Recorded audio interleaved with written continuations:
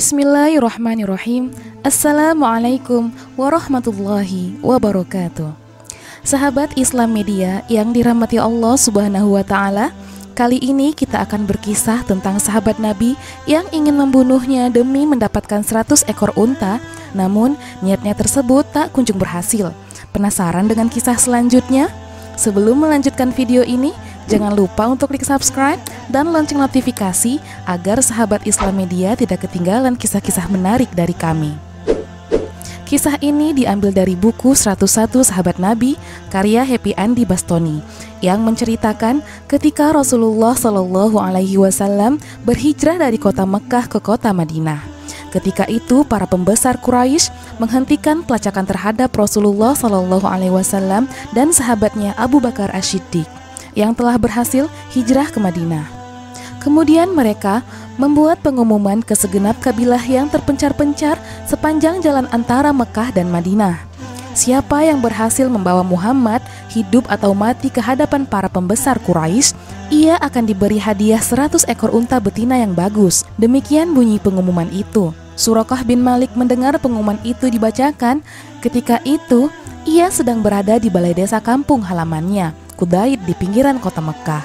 Tiba-tiba seorang utusan Quraisy datang menyiarkan pengumuman berhadiah besar yang disediakan oleh kaum Quraisy, yaitu seekor unta betina muda yang hampir beranak. Bagi siapa yang berhasil membawa Muhammad hidup atau mati ke hadapan para pembesar Quraisy.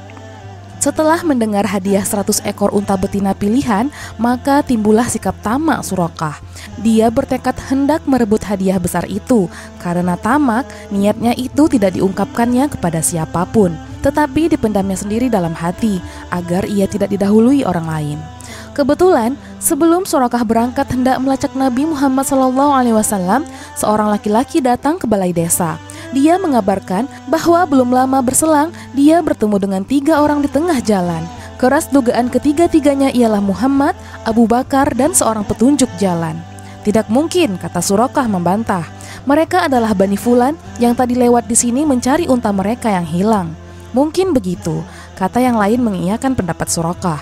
Kemudian Suraqah diam. Siasatnya tidak menimbulkan perhatian orang-orang yang berada di balai desa. Ketika orang beralih membicarakan masalah lain, dengan perlahan-lahan dia menyelipkan keluar dari kumpulan mereka. Lalu Suraqah menyusul kemudian. Sesampainya di lembah, Suraqah mengenakan baju besi, menyandang pedang, dan memasang pelana. Kemudian dia berpacu sekencang-kencangnya, menyusul Nabi Muhammad SAW untuk mendapatkan hadiah besar yang disediakan kaum Quraisy. Suraqah bin Malik memang terkenal sebagai penunggang kuda yang cekatan. Perawakannya tinggi besar, kedua matanya tajam, sebagai pencari jejak yang cermat, pandai, dan berpengalaman. Jalan-jalan yang sukar dilalui dapat ditempuhnya dengan sigap. Dia sabar dan hati-hati, kudanya tangkas dan terlatih baik. Suraqah memacu kudanya dengan pesat, tetapi tanpa terduga-duga, tiba-tiba kaki kudanya tersandung dan dia terjatuh terguling dari punggung kudanya. Kuda sialan, katanya menyumpah kesal. Tanpa memedulikan rasa sakit, dinaikinya kembali kudanya dan segera berpacu. Belum jauh dari berlari, kudanya tersandung pula kembali. Hatinya kesal dan merasa sial. Karena itu, dia bermaksud untuk pulang kembali dan mengurungkan niatnya. Tetapi karena tamak akan memperoleh hadiah 100 ekor unta, ia tetap meneruskan pelacakannya itu. Belum begitu jauh dari berpacu dari tempatnya, lantas ia terjatuh kembali untuk kedua kalinya. Dia melihat Rasulullah SAW bersama sahabatnya. Lalu diulurkan tangannya hendak mengambil busur, tetapi ajaibnya tiba-tiba tangannya terasa kaku dan tidak dapat digerakkan. Kaki kudanya kini terbenam ke pasir. Debu berterbangan di sekitarnya menyebabkan matanya kelilipan dan tidak dapat melihat. Ia terus mencoba menggerakkan kudanya, namun ia tidak berhasil. Kaki kudanya seperti lekat di bumi bagaikan dipaku. Dia berpaling kepada Rasulullah dan sahabatnya sambil berseru dengan suara melemas, "Hai kalian berdua, berdoalah kepada Tuhanmu supaya dia melepaskan kaki kudaku. Aku berjanji tidak akan mengganggu kalian." Rasulullah SAW lalu berdoa, maka bebaslah kaki kuda Suraqah. Tetapi karena tamaknya, setelah ia bebas, tiba-tiba ia hendak menyerang Rasulullah tanpa memedulikan janjinya. Namun malang baginya, kaki kudanya terbenam pula kembali lebih parah dari sebelumnya. Suraqah memohon belas kasihan kepada Rasulullah dan berkata, "Ambillah perbekalanku, harta dan senjataku. Aku berjanji demi Allah kepada kalian berdua, akan menyuruh kembali setiap orang yang berusaha melacak kalian di belakangku. Kami tidak butuh perbekalan dan hartamu. Cukuplah kalau engkau suruh kembali orang-orang yang hendak melacak kami," jawab Rasulullah SAW. Kemudian Rasulullah berdoa, "Maka bebaslah kaki kuda Suraqah." Ketika hendak kembali, dia berkata, "Demi Allah, saya tidak akan mengganggu tuan-tuan lagi." "Apa yang engkau kehendaki dari kami?" tanya Rasulullah SAW. "Demi Allah ya Muhammad, saya yakin agama yang Tuan bawa akan menang dan pemerintahan Tuan akan tinggi. Berjanjilah kepadaku, apabila aku datang nanti ke kerajaan Tuan, maka Tuan akan bermurah hati kepada saya. Tuliskanlah itu untuk saya," pinta Suraqah. Rasulullah menyuruh Abu Bakar menulis pada sepotong tulang, lalu diberikannya kepada Suraqah sambil berkata, "Bagaimana hai Suraqah, jika pada suatu waktu engkau memakai gelang kebesaran Kisra?" "Gelang kebesaran Kisra bin Hurmuz?" tanya Suraqah terkejut. "Ya, gelang kebesaran Kisra bin Hurmuz," jawab Rasulullah meyakinkan. Kemudian Suraqah kembali pulang dengan santai. Di tengah perjalanan, dia bertemu dengan kelompok orang-orang yang hendak melacak kepergian Rasulullah. "Kembalilah kalian semuanya. Telah kuperiksa seluruh tempat dan jalan-jalan yang mungkin didaluinya, namun aku tidak menemukan si Muhammad. Padahal kalian tidak sepandai aku mencari jejak," ujar Suraqah kepada mereka. Mendengar ucapan Suraqah yang tegas itu, mereka kembali dengan kecewa. Suraqah merahasiakan pertemuannya dengan Rasulullah dalam pelacakannya, sampai dia yakin benar Rasulullah dan sahabatnya telah tiba di Madinah. Setelah itu, baru disiarkannya. Ketika Abu Jahal mendengar berita tentang pertemuan Suraqah dengan Rasulullah tersebut, dia mencela Suraqah dan menghinanya sebagai pengecut yang tak tahu malu karena menyia-nyiakan kesempatan yang baik.